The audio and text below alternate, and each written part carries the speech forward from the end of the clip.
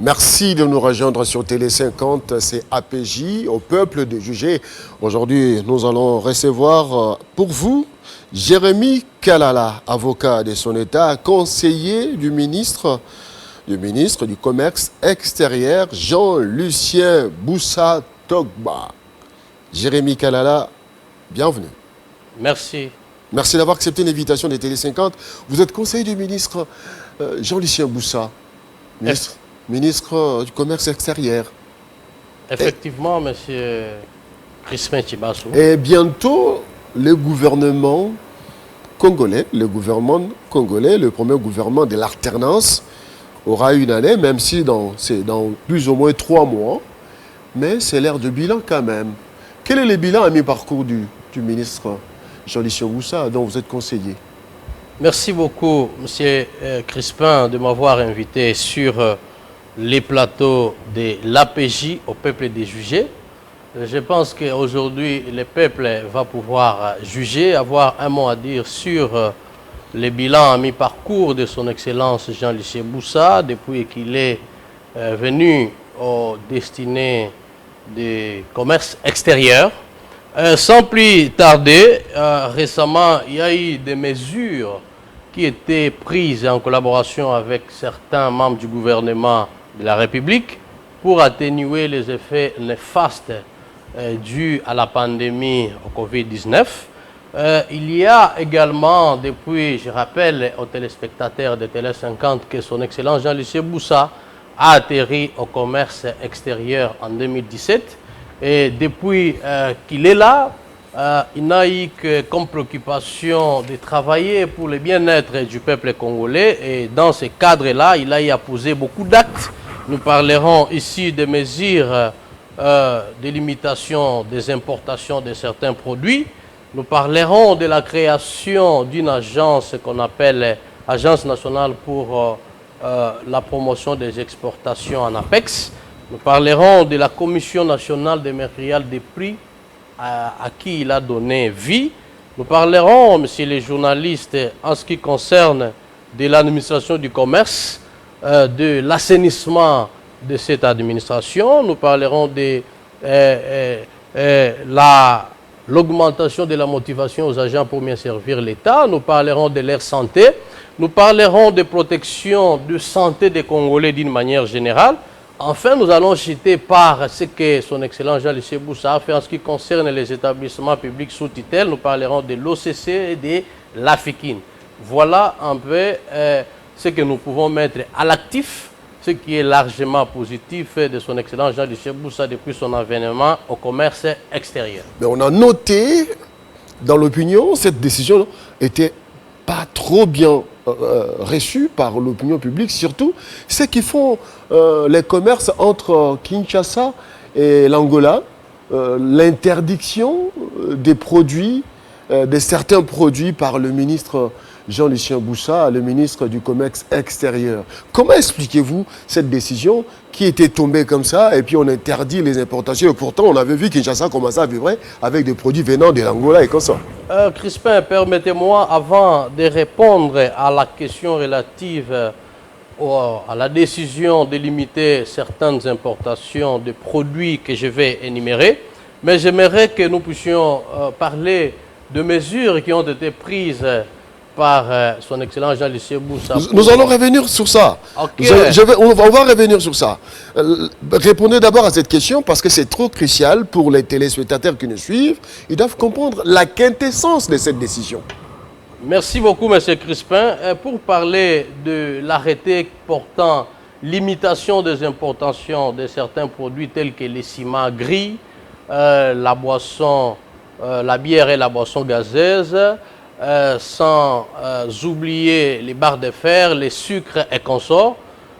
Jean-Lucien Boussa, en prenant ces mesures, il était dicté par le fait de réduire la dépendance du pays aux produits étrangers, de protéger l'industrie locale congolaise qui exploite ou qui produisent les mêmes produits et aussi de préserver les emplois ou l'emploi des Congolais, participer à la création de nouvelles richesses pour enfin contribuer efficacement au paiement des droits dus à l'État. Je prends un exemple. À l'avènement de son Excellence Jean-Lucien Boussa au commerce extérieur, les sacs du ciment ici à Kinshasa coûtaient 16 dollars.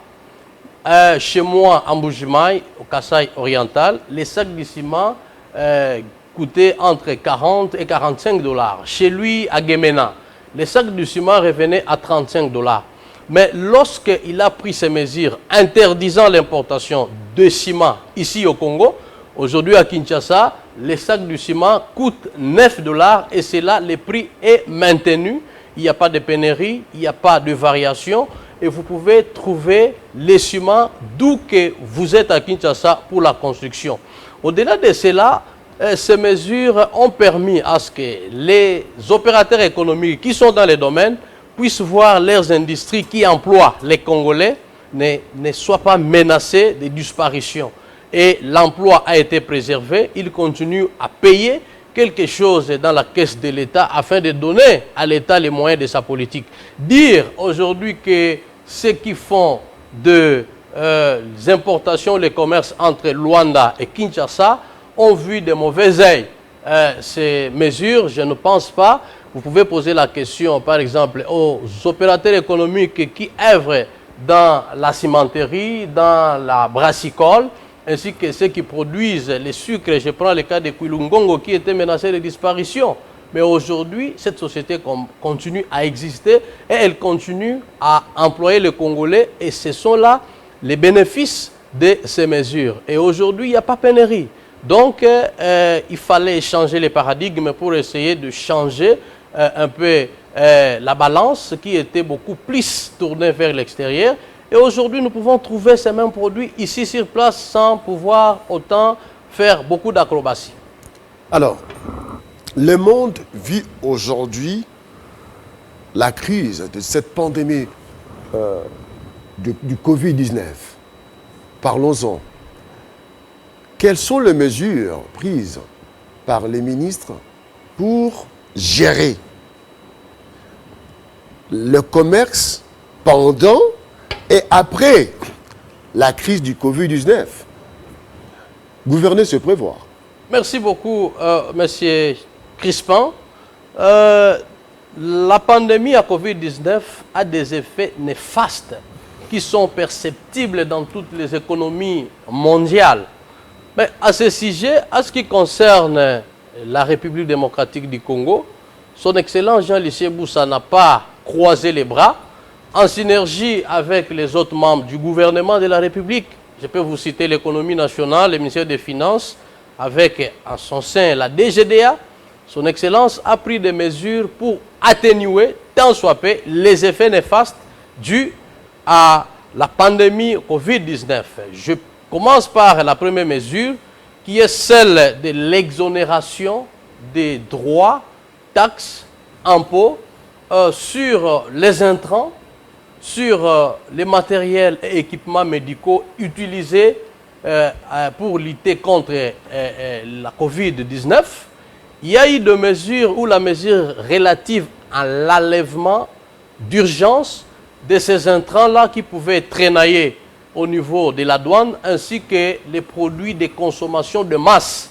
Il y a eu enfin la suspension pour une période de, chez les journalistes, de 3 mois de la taxe sur la valeur ajoutée. La TVA. La TVA des produits à consommation de masse. C'est là pour atténuer, tant soit peu, les méfaits créés par la pandémie qui, parfois, nous avons assisté à l'augmentation des prix. Mais malgré cela, Jérémy Kalala, nous assistons à la montée des prix sur le marché. Quelques produits, avec la dégringolade du dollar, les prix ne sont pas stables. Merci beaucoup.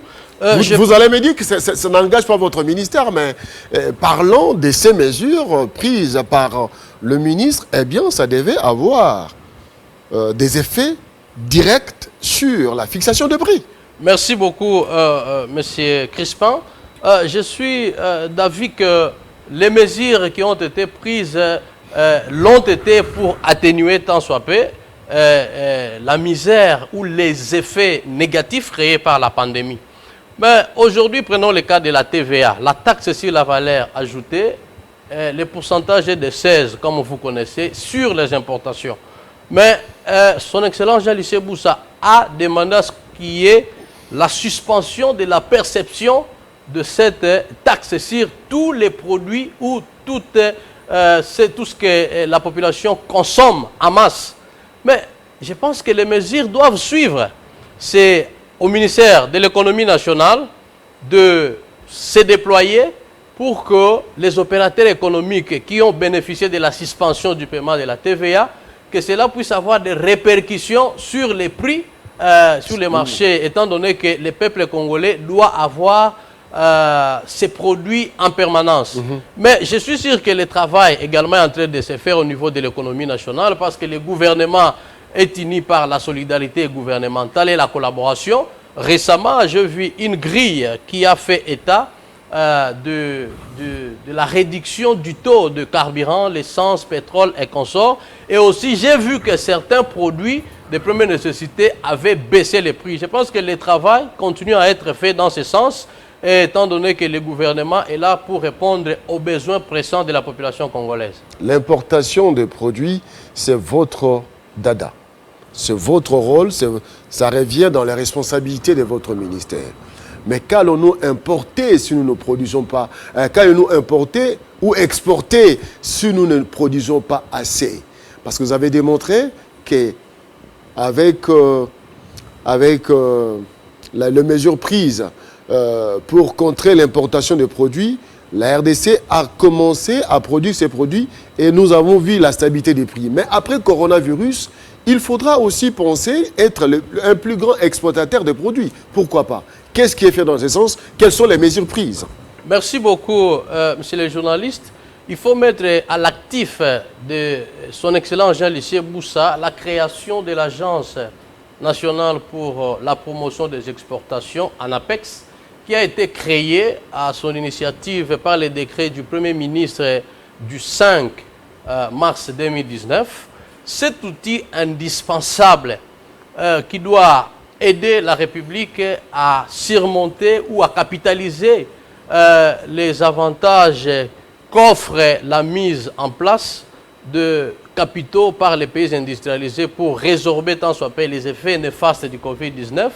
Et cet outil va commencer à conseiller la République sur l'investissement dans certains produits, certaines matières premières dont le monde a besoin pour relancer les économies qui sont frappées de plein fouet par la pandémie.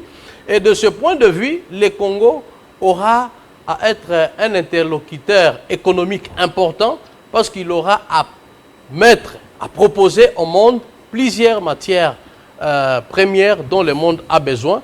Et là, c'est l'initiative de son Excellence Jean-Luc Boussa. Et la création de cet établissement public ANAPEX n'a pas que des visées économiques, mais il a également des visées sociales, notamment la création d'emplois. À ce jour, nous attendons l'ordonnance du président de la République qui va nommer les membres du conseil d'administration, comité de gestion, ainsi que les décrets du Premier ministre qui va pouvoir nommer les commissaires aux comptes. Là, à ce qui concerne les emplois de commandement. Mais dans toutes les 26 provinces, il y aura les directions provinciales où on aura à nommer les directeurs provinciaux ainsi que les différents employés pour essayer de résorber le chômage tant soit peu. Donc voilà le management de Jean-Luc Boussa qui savait, je ne sais pas si Dieu l'avait déjà inspiré, car gouverner c'est prévoir. Il était avant-gardiste. Voilà, il a des idées avant-gardistes pour mettre en place des structures qui pourront servir la République dans les jours à venir. Alors, cette agence va s'étendre dans tous les secteurs de la vie, mines, agriculture, où il y a un secteur bien précis. Messieurs les journalistes, je vais vous dire que le Congo a été béni par Dieu. Il est riche dans tous les domaines. dans le domaine minier, dans le domaine agricole. Aujourd'hui, par exemple, prenons le cas de notre chikwang. La chikwang, aujourd'hui, elle est exportée, mais pas d'une manière professionnelle. Si aujourd'hui, avec l'avènement de l'ANAPEX, on va essayer, avec l'aide de l'OCC, qui a la gestion de la conformité aux normes internationales, on va essayer de mettre notre chikwang au niveau où nous pouvons l'exporter et nous rapporter beaucoup de devises.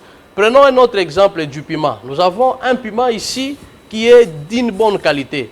Mais avec ANAPEX, nous pouvons essayer d'exporter les piments, par exemple en Chine ou en Inde, où la démographie est connue de tous. Et si nous parvenons à avoir ces deux pays comme étant les acheteurs ou les clients potentiels de la République démocratique du Congo en matière de piments, je pense qu'on n'aura pas à envier de l'argent provenant de nos minéraux. Donc c'est de cette façon-là que ANAPEX va s'étendre sur tous les domaines pour essayer de vendre au monde tout ce que Dieu a donné aux Congolais comme matière première. Oui, l'ordonnance n'a pas encore été signée par le chef de l'État, mais cette agence, ANAPEX, aura quelle responsabilité? La promotion, oui, mais aussi il faudra octroyer les moyens aux opérateurs économiques ou opérateurs qui peuvent contribuer à l'exportation de produits. Est-ce que ANAPEX aura aussi ce rôle-là d'identifier et d'octroyer des crédits? Merci beaucoup, monsieur le journaliste. Mais je pense que, comme j'ai dit, le gouvernement, c'est une personne qui a plusieurs bras. En ce qui concerne la question des opérateurs économiques, leur financement, il y a d'ailleurs l'ANAPI qui est là pour faciliter les conditions d'investissement, attirer les investisseurs chez nous. Il y a aussi le ministère de l'Industrie qui est là pour voir comment il peut mettre les industries congolaises ou les opérateurs économiques qui œuvrent au Congo dans de bonnes conditions afin de promouvoir l'économie congolaise, afin de changer les paradigmes dans la vision de pouvoir améliorer l'économie congolaise. Donc je pense que de ce point de vue, ça sera une complémentarité, ça sera une matière transversale et les deux ministères se mettront ensemble pour voir comment ils peuvent tant soit peu orienter les opérateurs économiques et leur donner de toutes les garanties et les offres pour leur bien-être. La RDC est signataire des accords du commerce sur le plan régional, la SADC, CIRGL, ainsi de suite. Est-ce que les mesures prises par les ministres Jean-Lucien Boussa respectent les accords régionaux? Effectivement, la République démocratique du Congo est membre de plusieurs organisations régionales et sous-régionales. On peut parler de l'Union africaine, on peut parler de la SADC, CAC, CIRGL. Mais j'aimerais avant tout de pouvoir souligner que si vous partez dans les frontières de ces pays limitrophes, je parle de Rwanda, Ouganda et consorts, vous allez voir d'abord qu'il y a des infrastructures frontalières qui sont à même de pouvoir recevoir les passagers. Mais si vous voyez chez nous, à son arrivée, il n'y avait pas des infrastructures frontalières de bonne qualité. Vous pouvez être là à la frontière si vous voulez peut-être aller aux toilettes, ce n'est pas de bonnes toilettes, vous voulez prendre une bière, ce n'est pas vraiment décent.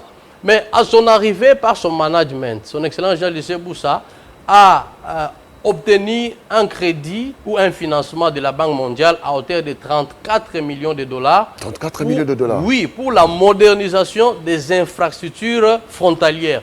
Aujourd'hui, si vous allez à Kassindi, vous allez voir à Bunagana, et puis la grande et la petite barrière à Goma sont en train d'être rénovées sous le leadership de son excellence Jean-Lucien Boussa. Maintenant, revenons à la question que vous avez posée en ce qui concerne les organisations internationales. Si vous voyez, toutes ces organisations internationales ont pour les points communs l'intégration économique. Étant dans l'option d'intégrer l'économie africaine, il n'y a pas une inadéquation avec l'ANAPEX qui venait d'être créé, mais plutôt on doit capitaliser le Congo avec son adhésion à la ZLECAf qui offre 1,2 milliard de consommateurs selon les prévisions de la Commission économique de l'Union africaine, nous devons capitaliser ces marchés-là pour capter tous les avantages en offrant nos produits. On ne peut pas croiser les bras. Et aujourd'hui, je pense, dans les 10 ans, nous aurons enlevé les barrières tarifaires et non tarifaires au niveau de nos frontières pour libéraliser les commerces dans l'Union africaine.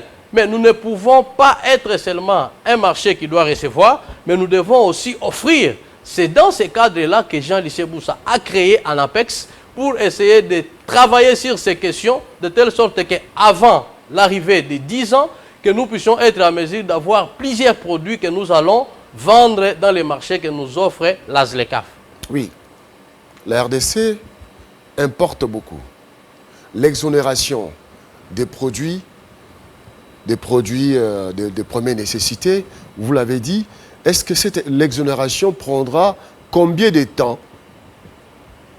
avant que l'arrêté ne soit abrogé?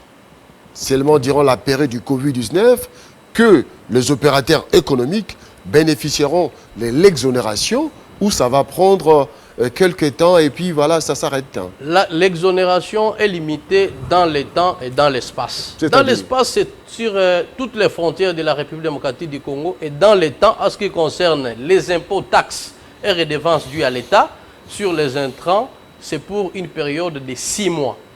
Donc, à dater, je pense, du mois de mai, si je ne m'abuse. Et en ce qui concerne la TVA... 6 mois, c'est jusqu'au mois de novembre, oui. En ce qui concerne la TVA, la suspension produira ses effets pour une période de 3 mois. Donc voilà, parce que l'État, notre État vit des cotisations de ses administrés. On ne peut pas aussi étendre un délai aussi long, sinon l'État manquera les moyens de sa politique. C'est pourquoi on a limité à 6 mois, à 3 mois aussi, pour que l'État puisse un peu souffler après avoir atténué ses effets dus à la Covid-19. Alors les mesures sont prises pour encadrer cette décision du ministre, pour qu'il n'y ait pas de dérapage, pour qu'il n'y ait pas des inciviques qui vont en profiter aussi pour indexer d'autres produits qui ne sont pas concernés. Hein. Effectivement, je pense que les ministres des Finances avaient rendu public une liste des produits qui sont concernés. Donc ce ne sont pas tous les produits, vous ne pouvez pas aujourd'hui importer les produits qui ne figurent pas sur la liste et penser obtenir l'exonération ni la suspension sur la TVA. Mais il s'agit beaucoup plus des intrants, des produits pharmaceutiques, ainsi que les matériels médicaux, sans oublier les produits de consommation de masse. Alors, parlons de la TVA. La TVA, à l'époque, ça a porté beaucoup d'espoir aux Congolais. Avec la TVA, on aura autant d'argent, avec la TVA, l'impôt. Mais après, c'est le commun des mortels, c'est l'être morte. On se retrouve dans les mêmes conditions. Et on n'en parle pas aujourd'hui. La TVA levée, ça aura quel incident sur le plan économique, sur la fixation de prix. L'opinion publique se pose des questions pour dire c'est une décision, ma foi, qui n'aura pas trop d'importance. Je ne pense pas que ça soit ainsi. Je pense que la TVA, comme on dit, la taxe sur la valeur ajoutée, était instituée sous l'impulsion, sous les attributions du ministère des Finances. Et aujourd'hui, ça aide l'État à avoir les moyens de sa politique. Mais en ce qui concerne principalement les mesures prises par son Excellence Jean Lisseboussa, c'est pour atténuer les effets néfastes.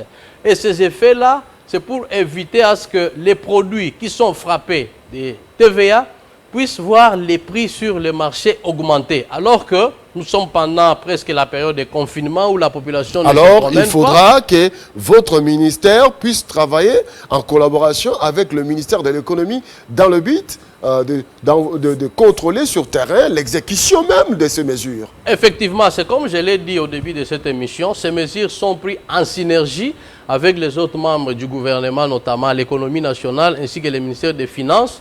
Et c'est pour permettre à ce que les résultats escomptés puissent être perceptible. Monsieur le journaliste, je voudrais au demeurant parler de la Commission nationale des mercuriales des prix. Ça a aussi une relation avec le sujet que nous sommes en train de dire.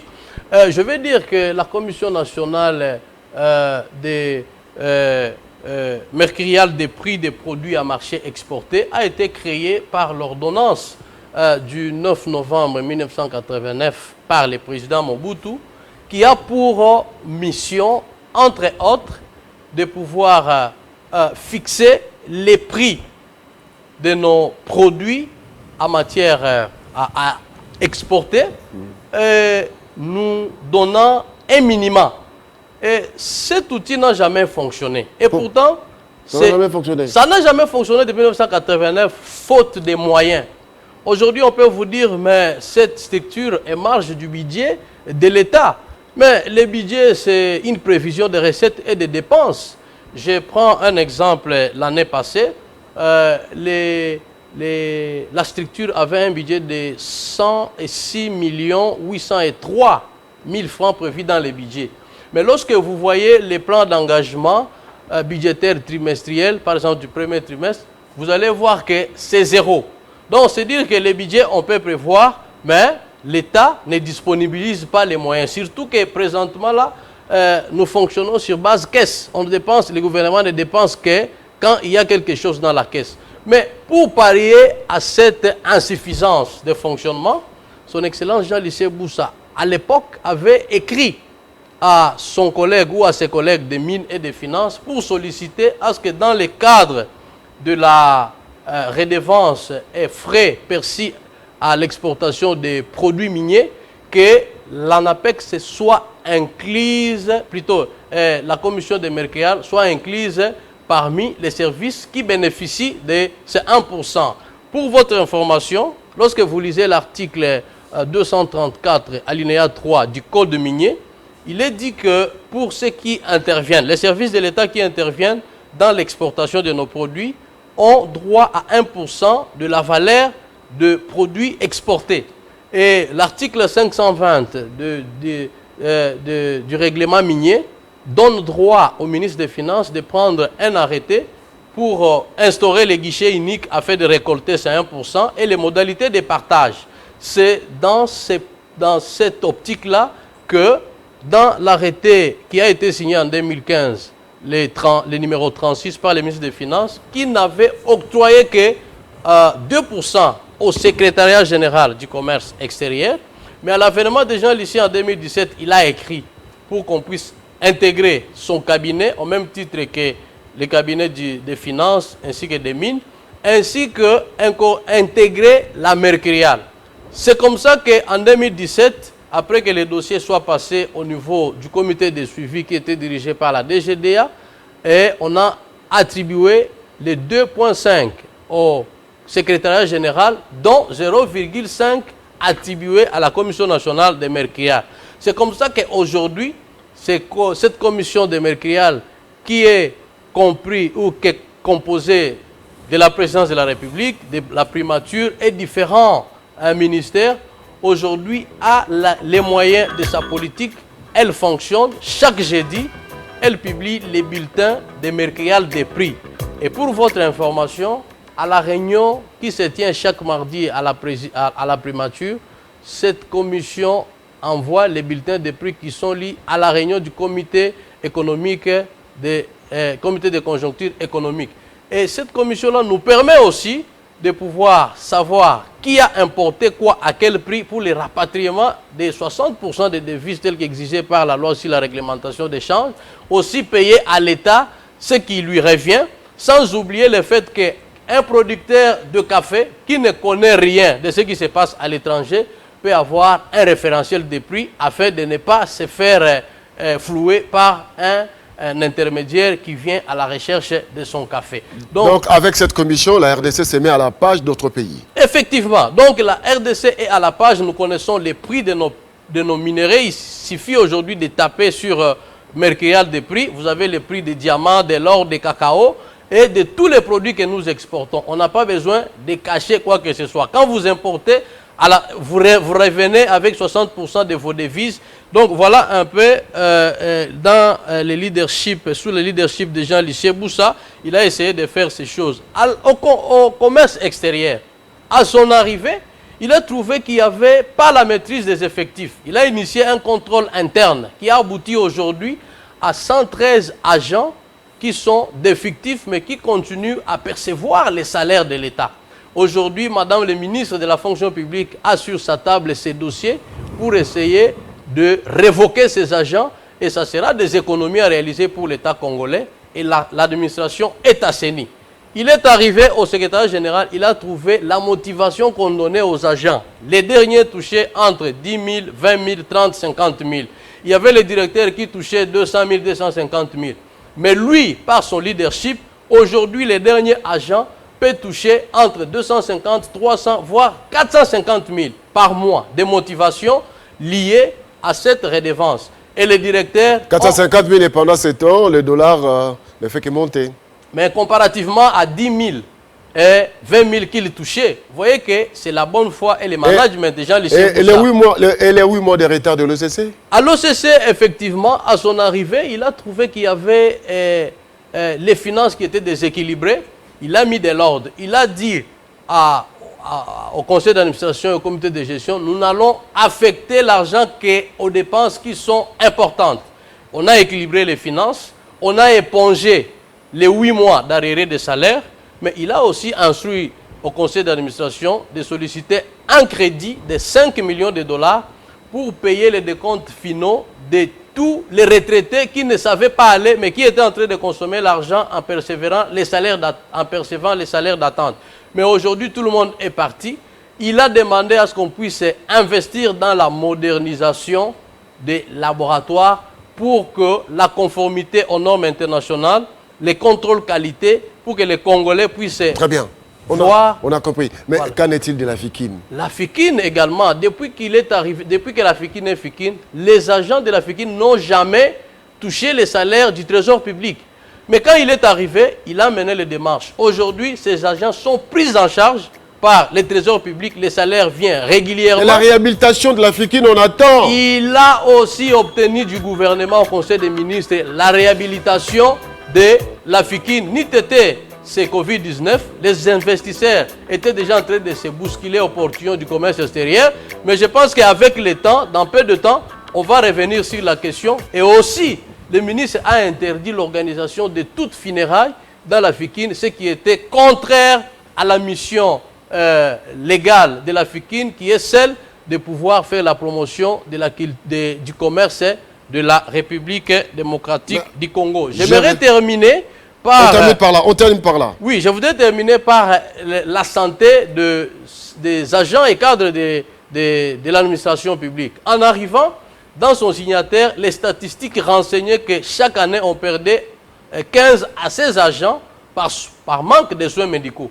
Mais quand il est venu, il a demandé à ce que le secrétaire général puisse parler entre eux et avec la délégation syndicale. Ils ont choisi une structure médicale de la place. Ils ont signé un contrat, une convention médicale qui soigne plus de 1000 agents aujourd'hui, ainsi que leurs membres de famille. Jérémy Kalala, conseiller du ministre Jean-Lucien Boussa Togba. Merci. Merci, M. Crispin. Merci d'avoir accepté l'invitation de Télé 50. Ça n'est donc fini avec APJ aujourd'hui. Vous avez suivi notre invité, Jérémy Kalala, qui a démontré le bilan à mi-parcours du ministère... Largement positif. Du ministère du Commerce extérieur. C'est vous qui le dites. Au peuple de juger ce bilan. Merci d'avoir suivi cette émission. On se retrouve prochainement avec d'autres invités. Au revoir.